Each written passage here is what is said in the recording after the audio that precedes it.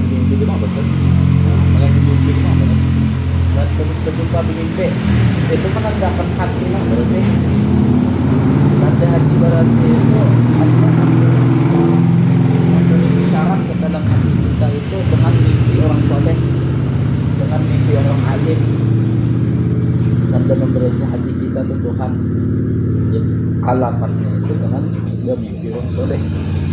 Bila ada mimpi orang soleh masih ada kok penyakit-penyakit di dalam hati kita.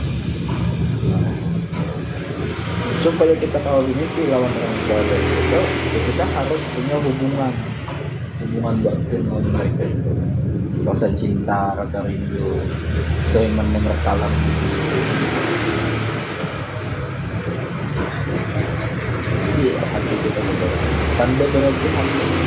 Nah, bila ini sudah bersih hati, karena misalkan dia bermimpi yang demikian itu bisa ini menjadi murabi rohi sidin itu melalui mimpi.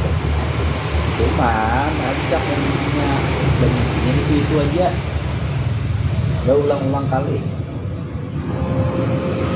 Karena yang menjadi petunjuk kepada orang beriman itu mimpi yang sama dan yang berulang. Itu menjadi petunjuk. Bila inya sekali aja itu habis kisah tahun kayak kalau mimpi itu jadi petunjuk. Cuma menjadi isyarat bahwa hati kita itu sudah ada lumayan lah kesucian, kebersihan. Orang yang penyakit hati itu kan gilani, dia kan gilani lah ya. Gilani lah ya kalau penyakit hati itu.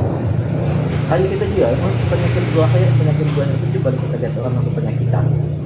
Asa apa ya kalau lihat asa gigi jadinya ya kalau lihat itu aja. Padahal ada juga kita nang sebenarnya gigi itu tuh ya hati yang imbang lawan penyakit.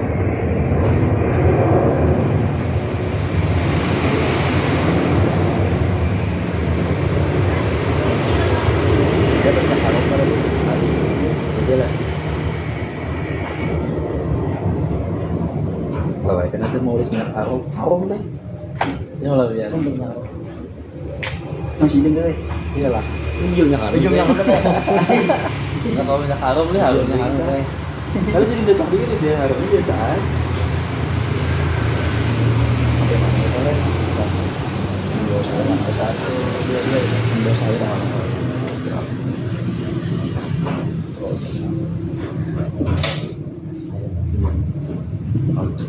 Baik, dah. Nah, Fatihah.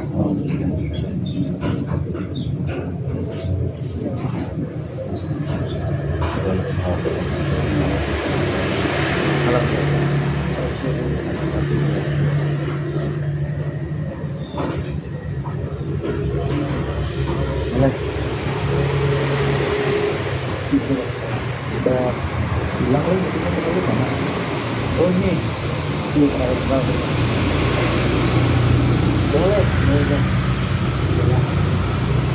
Masalah meninggalkan itu kalau menyentuh zakar jelas seperti misalnya sembarang bab tertulubu minal kublati ya kalau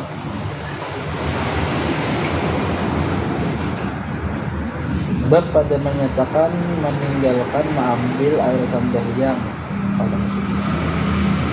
Bab pada menyatakan mengambil air sembahyang daripada sebab mengucap istri. Ketahuilah kiranya ya saudaraku, mencium adalah ia masyhur mengambil. Ia masyhur dan yang mukarrar pada mazhab Syafi'i dan lainnya bahwasanya bersentuh kulit laki-laki dan kulit perempuan dengan tidak berlapik batal air sembahyang. Nah, laki ini berjapai Imam Syafi'i batal sembahyang. Cuma nang datang hadis ini kagak batal. Maka sekarang telah dikeluarkan oleh Tirmidzi akan hadis yang menunjukkan tiada batal bersentuh laki-laki dengan istri itu akan wudhu. Tetapi akhirnya hadis ini terangkannya dhaif dan tiada boleh dikuatkan hujjah dengannya. Maka hadis nang laki bini kada batal wudu dipakai oleh sebagian umat Islam nang berpaham Muhammadiyah Wahabi, ya kan? Yang kita ini nih nang kada batal wudu tuh hadisnya ada, iya hadisnya ada. Cuman di sini syarah daripada Imam Tirmidzi itu dhaif dan tiada dikuatkan hujjahnya. Di sini kenapa jadi dhaif dan kada dikuatkan kayak ini bunyinya. Kata Abu Isa, an Aisyah anna Nabi sallallahu alaihi wasallam qabbala ba'da nisa'ihi thumma kharaja ila salati wa lam yatawadda. Diriwayatkan daripada Siti Aisyah radhiyallahu anha bahwasanya Nabi sallallahu alaihi wasallam itu mengucup ia akan setengah istrinya padahal ia ada air sembahyang. Kemudian keluar ia sembahyang dan tiada ia mengambil wudu. Qala Urwah qultu man ya illa anti fadhatan. Kata Urwah, kataku bagi Siti Aisyah, siapa ia akan aku coba Rasulullah sallallahu alaihi wasallam lain daripada engkau, kata Urwah. Apakah Siti Aisyah mendengarkan kata demikian maka tertawa ia. Jadi kayak Aisyah lain. Ini sopan juga sih enggak kok. Bener. Ya kalau ikan itu kalau wah ini orang tampai le di pintu jalan cium bini. Siti Aisyah itu dicium Nabi sopan-sopan, pada aku nang dicium. Artinya adalah sifat malu wanita itu adalah mahkota baginya. Nah, mengucup istri batalkah wudu? Namun kita mendengar hadis tadi le bah mencium Nabi kalau sembahyang, berarti kan batal wudu ya kalau. Kata Abu Isa, sesungguhnya diriwayatkan seumpama hadis Aisyah dalam masa 318 itu daripada bukan seorang daripada ahli ilmu daripada sahabat Nabi sallallahu alaihi wasallam dan tabi'in, dan ialah kaum Sufyan Ats-Tsauri dan ahli Kufah. Kata mereka itu tiada batal wudu mengucup perempuan itu, dan kata Malik bin Anas dan Auza'i dan Asy-Syafi'i dan Ahmad bin Ishaq batal dengan sebabnya.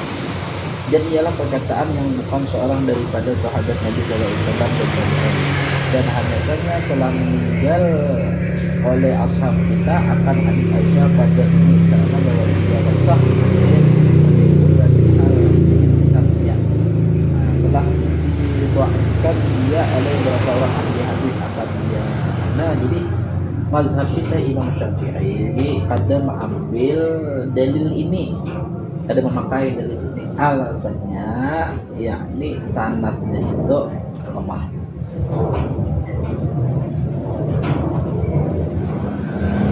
Bunyi hadisnya itu bilang Nabi mencium bini Nabi cium Siti Aisyah, habis mencium keluar sembahyang Nabi. Nah, yang Syafi'i ada makanya. Kalau yang mendengar hadis itu tuh bunyinya adalah kita koni orang kita kenapa dia ketika ada makanya ada hadisnya aja. Dan kita sanadnya dhaif, Imam Syafi'i mengatakan bersentuh laki dan perempuan, kata Syafi'i dalam Al-Om, kemudian daripada telah ditetapkan dalam Quran dan menunjukkan batal air sembahyang manakala bersentuh oleh laki-laki dan perempuan. Lalu katanya laki-laki telah berkhabar akan daku oleh Malik daripada Syihab daripada Salim bin Abdullah daripada bapaknya Abdullah bin Umar, katanya ucaplah laki-laki akan istrinya dan menjamah akan dia dengan tangan terbilang dia daripada Tuhan, maka bersuami mengutuk istrinya atau menjamah akan dia dengan tangannya, maka wajib bersuami wudu manakala hendak mendirikan sembahyang. Nah, di dalam Al-Um Imam Syafi'i itu menyuruh wudu pulang. Kalau itulah menyentuh perempuan tiada dengan ingin batalkah wudu.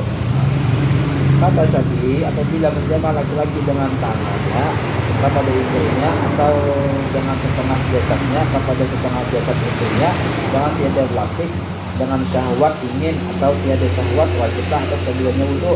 Dan begitu juga jika menyentuh istrinya kepada, wajiblah juga kedua laki istri ini wudu. Tiada berkecuali bagi barang mana beizin keduanya bersentuh kulitnya kepada istrinya atau kulit istri kepada suaminya, niscaya wajib wajib apa?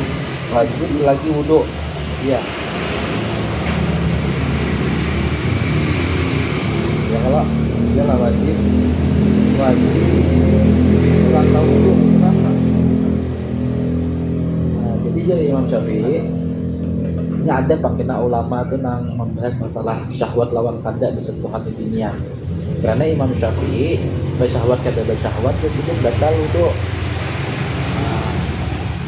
Dan kedua-duanya kalau emang lagi menjempai mau nang zakar samalam kan nang dijempai kada batal wudhu. Nah, tapi nang menjempai batal. Jadi nang menjempai di dunia juga batal dua lagi ini karena di sini nang berwudhu dua lagi ini batal bila bersentuhan kulit gitu.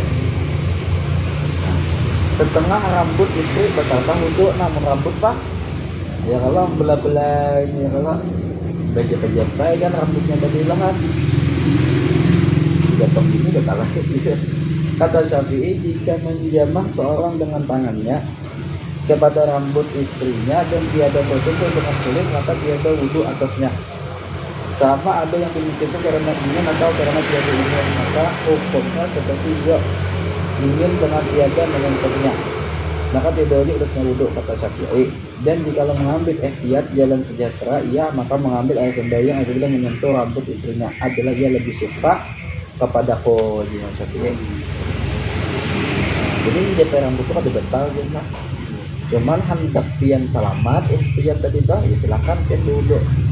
Cuma Imam Syafi'i berwudhu menjapai rambut bini itu sebab ihtiyat. Kalau hati-hati tadi ya kalau dan aku lebih suka. Nah semalam sudah kita bahas masalah ihtiyat tuh ya kalau lawan was-was. Nah was-was ini karena ini ada ilmu. Berwudhu kan ada kabudhu, ada berwudhu aja. Itu was-wasnya aja. Kalau orang ihtiyat itu nya kada ada was-was wudhu kada wudhu tapi jelas bahwa kada batalnya, cuman hendak lebih sempurna lalu ingat berwudhu. Nah karena ini yakin kada batal berwudhu, maka wudhunya itu tajdid, memperbaharuinya. Atau dengan niat umum nama itu wudhu lillahi ta'ala habis. Ya kalau jangan mirafil hadasi, mirafil hadasi berarti jahil. Memandangkan bahwa wudhunya itu karena menyentuh istri dengan berlapik, kata Syafi'i, dan jikalau menyentuh seorang akan istrinya dengan tangannya atas diizin sembarang kehendaknya dengan lapik kain tipis daripada kapas atau kain kasar atau lainnya atau detail tenunan bersedap-sedap atau tiada bersedap dan memperbuat istri akan yang demikian itu juga niscaya adalah wajib untuk seorang daripada keduanya, karena tiap-tiap daripada keduanya tiada menyentuh tulannya, hanya saja menyentuh ia akan kain tulannya membelah pikirnya tipis karambel kain. Nah ada kalau kain yang tipis nonton panah itu tipis lah ya ada batal selama Allah ada batal habis kakak salah sampai sini jadi maksudnya kita batal lah.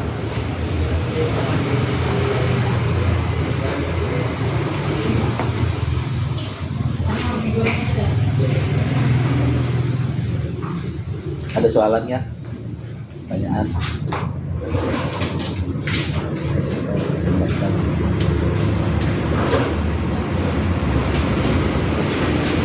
Yang lagi dan habisnya bab wudhu dari sebab muntah dan keluar darah di hidung mimisan.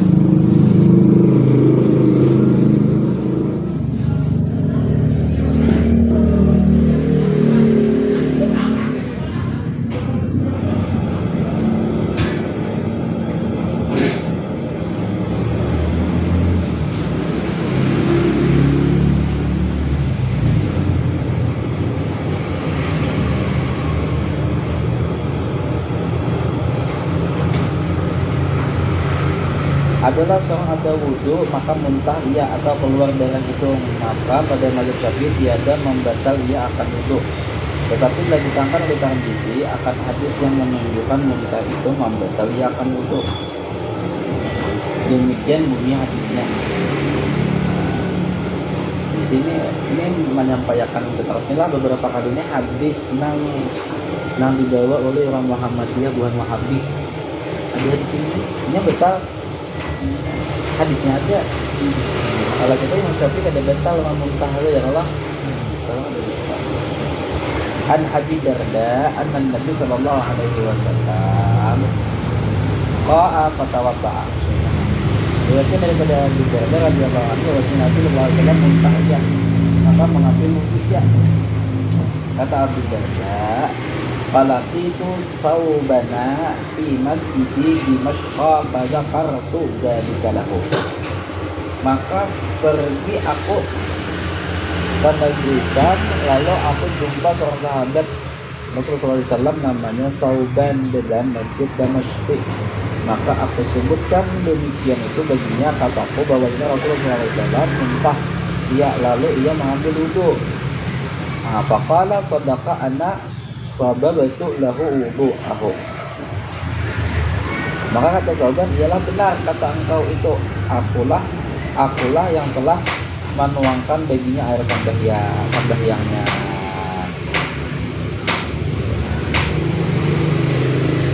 Masalah muntah dan keluar darah hidung batalkah wudu? Kata Abu Aisyah, kita melihat hadis ini batal wudu ya Allah, batal wudu karena Nabi berwudu itu muntah. Cuman siapa keterangannya? Kenapa jadi Imam Syafi'i yang menjadikan kada batal wudu? Kata Abu Isa, telah memikirkan oleh ketiadaan seseorang daripada ahli ilmu daripada sahabat Nabi SAW dan lain daripada mereka itu daripada tabi'in, bermula wudu daripada sebab muntah dan keluar darah hidung itu batal iya.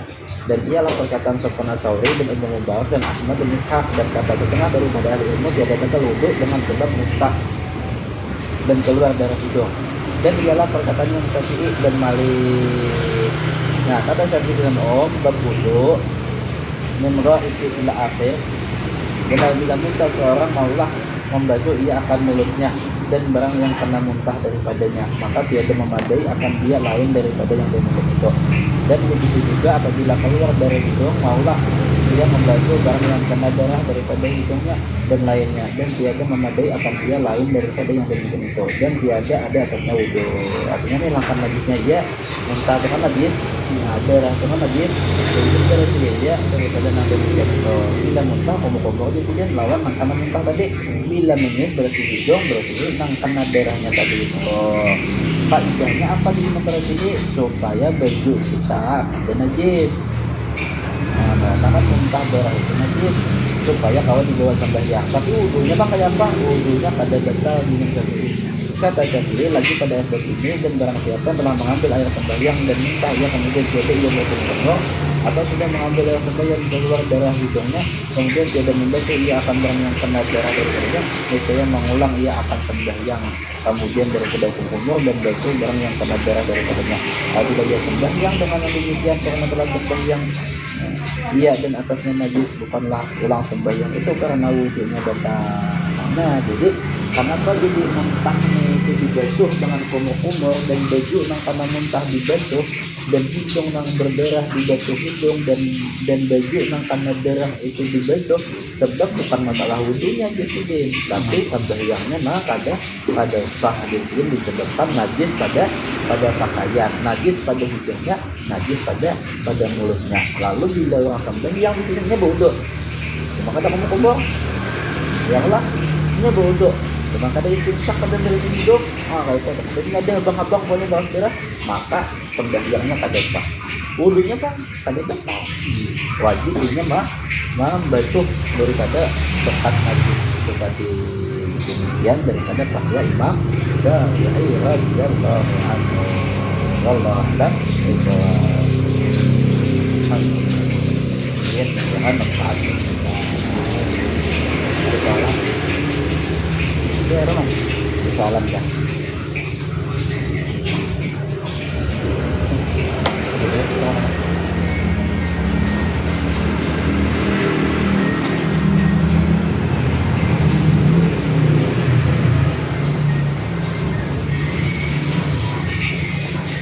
tidak ada di sini teh. Ada kata tadi bunyi jar lah. Nah, Jawa. Jawa mun kita memakai ya betul. apa? Mun kita memakai kita Belum lagi tentang kan ada kita. cuma semuanya itu lah. Ah. Kalau yang tadi mah jangan betal. Jadi pulang hadis itu potongannya nih. Iya, masih ada disambung. Jadi kita yang versi tetap. Karena ada hadis Imam Malik itu bersentuhan kulit dua lagi bini. Bila ini akan ada syahwat, ada batal. Bila ini ada syahwat, batal. Kalau kita makai kita, nah makainya itu kenapa gila? Makainya itu kenapa kayak hendak giling, atau mungkin tolak ke makan gitu. Awalnya nama makai, cuma kita makan lebih dah hadisnya kita kata. Nah, bila kita tidak ahli daripada 17 mazhab, 17 mazhab dan kita punya ahli dia silakan dia taklid kepada macam-macam imam mazhab. Jangan tauhid. Nah, tauhid ini kan mengambil dari nyaran pada satu soal. Dulu kalau dia masalah, cuman ulun bagi takon lawan jiwa haliman kita hendak gurun itu nggak baudo lah. Habis itu dekat dari ini ya kalau kita tahu itu kita apakah jurulun bataklik kepada Imam Malik yang kadang membatalkan wudhu tadi itu juga sih kada usahin di situ. Jadi kata yang seperti batal lah wudhu lo batal lagi sih. Namun hakikatnya di sini engkau tidak batal di sisi Allah dan hakikatnya tetap engkau menunjuk akan suruhnya Nabi. Ditulis Tuhan tuh bau dulu kata kitanya Pak. Namun pada zahir ya batal. Kadang-kadang kita memakai wudhu itu untuk pemberian, untuk memegang Quran. Tapi hal keadaan hakikatnya burung kita itu bisa ditulis oleh Tuhan dalam keadaan baik. Itu ada usaha kalau bilang nanti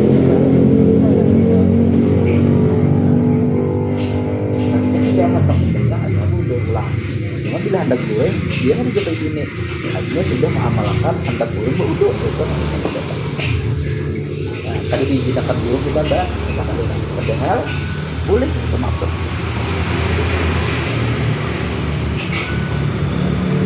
Sampai ke situ juga kita belajar lawan dulu ketakon. Ada lagi soalan, jadi mingguan ini kita bawakanlah bacakan. Lagi yang lain, langsung datang ke dirinya. Nang lambat datang kan saya bikinnya nengian ini. Salam guru sakumpul berkah. Ya lah. Ada lagi soalan? Ada yang kita banyak tuh. Saat kita arah Sini ya.